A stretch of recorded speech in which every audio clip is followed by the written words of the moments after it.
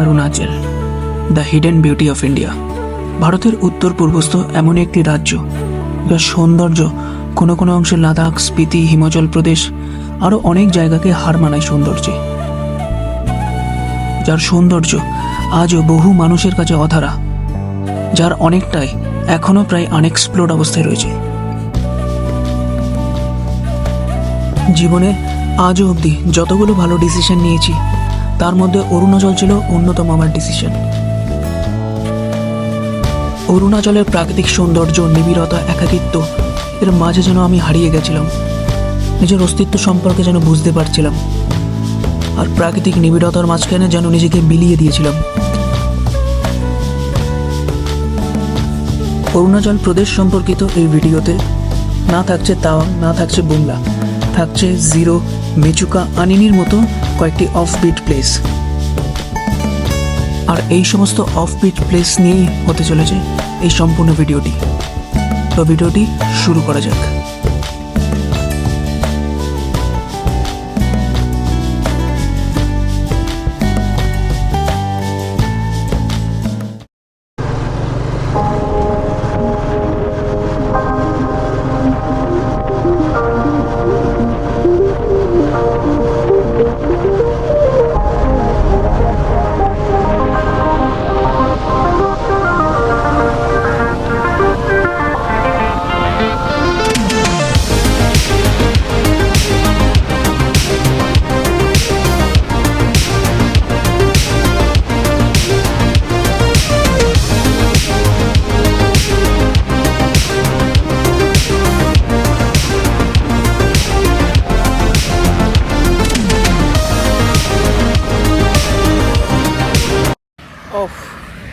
তো এই মুহূর্তে হাইওয়ের মাঝখানে একদম বাবা অনেকক্ষণ টানা প্রায় 120 কিলোমিটার মতো চালিয়েছি, আর চালিয়ে আপাতত একটু স্ট্রেচ করে নিচ্ছি।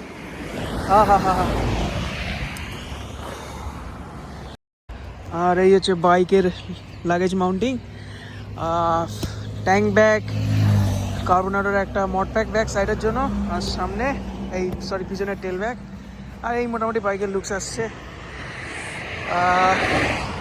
সব থেকে দামি বাইক এখানে 390।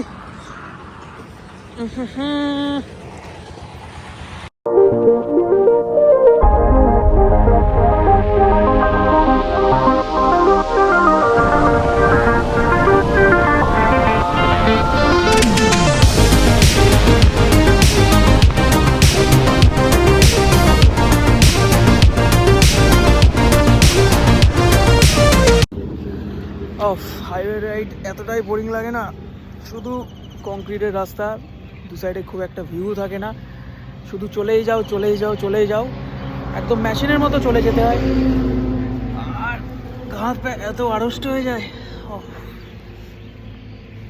আর বাইকের অবস্থা, হাইওয়ের জন্য যদি একটা 1250 GSPS থাকতো তাহলে হাইওয়ে রাইড ভালো লাগতো, কিন্তু এই 350-তে হাইওয়ে অতটাও কমফোর্টেবল হয় না, সামনের থেকে প্রচুর উইন্ড ব্লাস্ট, আর হয় না।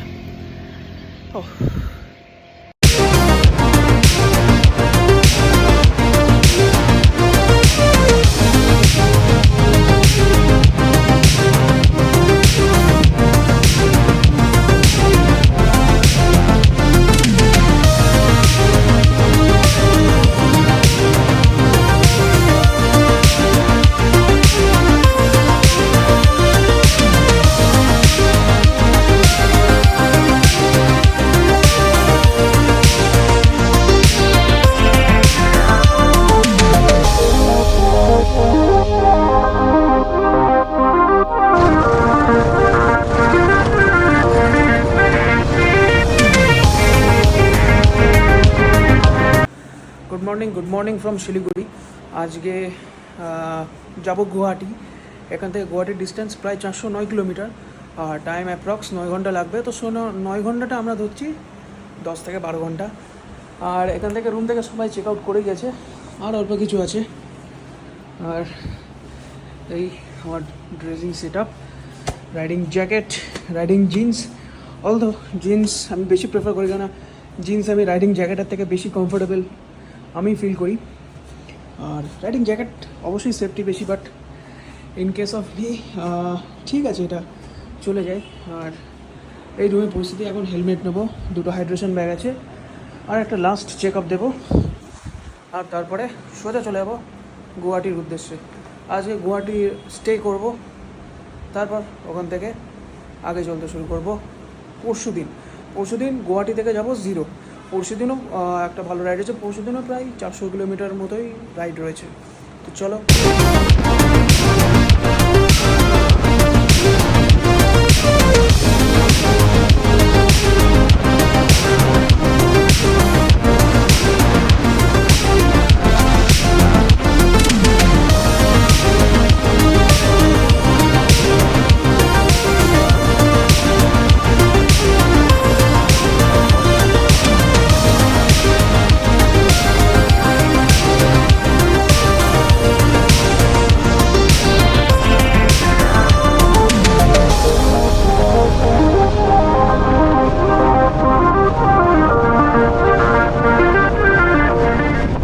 Good morning from Guwahati.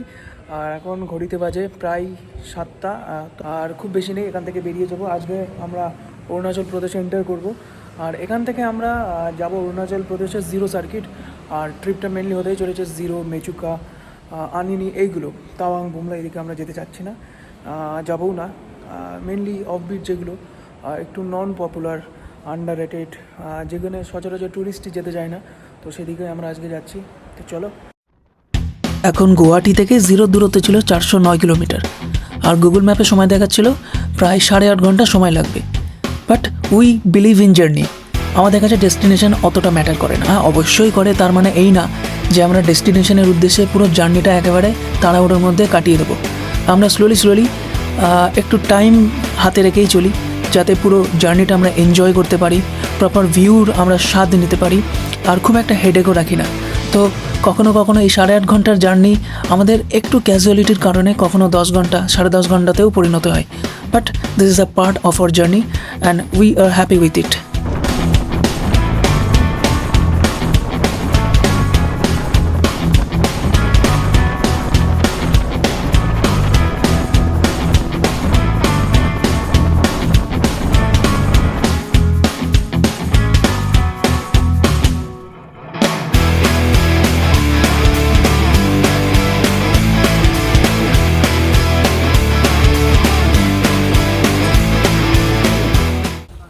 তো প্রায় আজকে 450 কিলোমিটার বাইক চালানোর পর এই মুহূর্তে এখন এসেছি জিরোতে।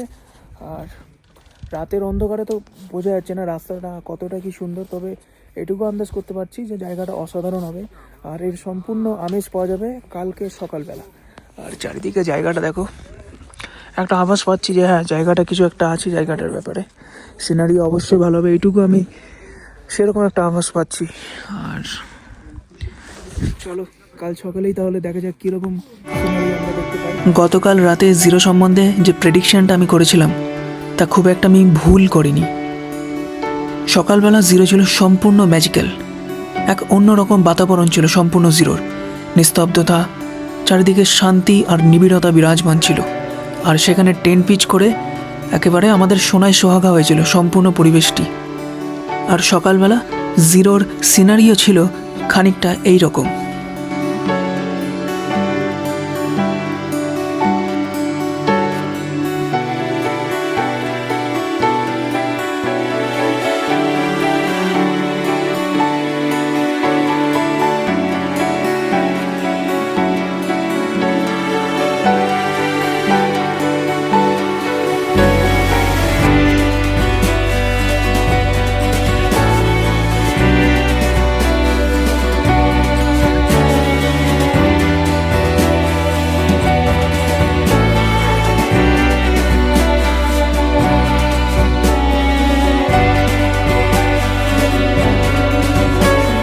So good morning from zero.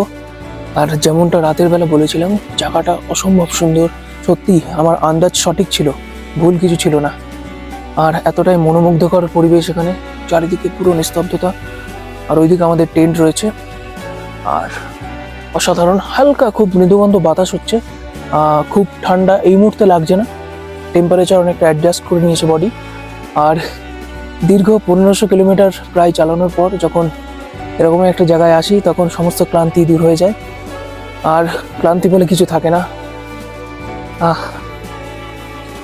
সত্যি সুন্দর।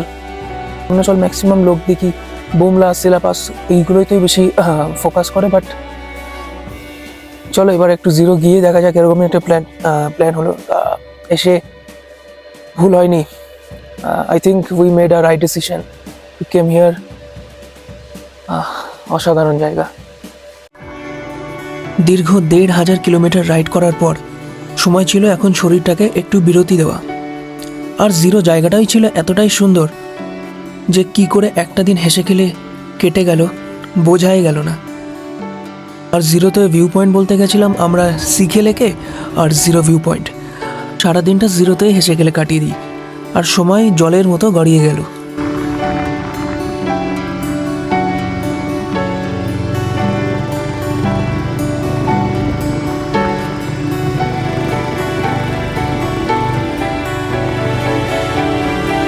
তো এই মুহূর্তে এসেছি শিখে লেগে। আর ইন্টারেস্টিং দেখো এই জায়গার ভিউটা অনেকটা সেই সুইজারল্যান্ড গেছে, মানে ফরেন টাইপের প্রপার ভিউ। এখান থেকে দেখো ভিউটা, এই ভ্যালিটা অনেকটা এরকম, আর খুব সুন্দর লাগছে জায়গাটা দেখতে। আর যখন আসছিলাম না তখন এই সামনে শিখে লেক, আর ওইদিকে দেখো দাঁড়াও ভিডিওতে জুম করে দেখাই, ওইখানে প্রচুর লোকে পিকনিক করছে। জুম করে যদি দেখাই এইরকম এরকম জায়গাগুলোতে দেখো পুরো একেবারে প্লেন জায়গা। স্পিড বোট, তো স্পিড বোট বোধ হয় স্পিড বোট ওটা 100 করে পার পারসন, আর প্যাডেল বোট ওরকম কিছু হবে।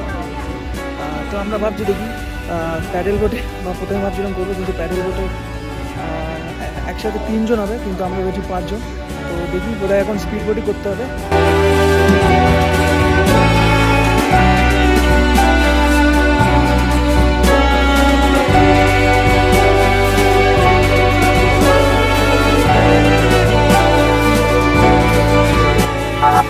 এই শিখে লেকে সমগ্র দুপুরটা কিভাবে কেটে গেল বুঝতেই পারলাম না। আর এইবার আমরা চলেছি জিরো ভিউ পয়েন্টের উদ্দেশ্যে।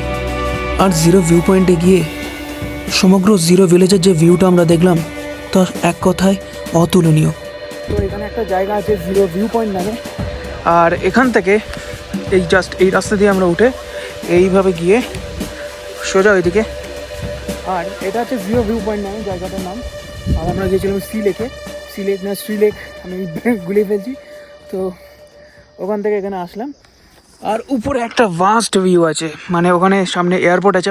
অবভিয়াসলি ড্রোন তুলতে পারবো না, রেস্ট্রিক্টেড এরিয়া, তো ড্রোন না তোলাটাই উচিত, তোলাই উচিত না। আর চলো উপরে গিয়ে ভিউটা দেখাই তোমাদের। খুবই ভাস্ট ভিউ সামনে থেকে, না পুরো জিরো পয়েন্ট, পুরো জিরো যে বস্তি, এরা গ্রামকে এখানে বস্তি বলে, তো সেই গ্রামটা পুরো একটা ভাস্ট ভিউ পাওয়া যাচ্ছে। এখান থেকে সিনারিওটা দেখো, ওই সামনে রানওয়ে, এটা পুরো জিরো ভিলেজটার ভাস্ট ভিউ পুরো। আর এখানে চারিদিক হচ্ছে হোয়াইট।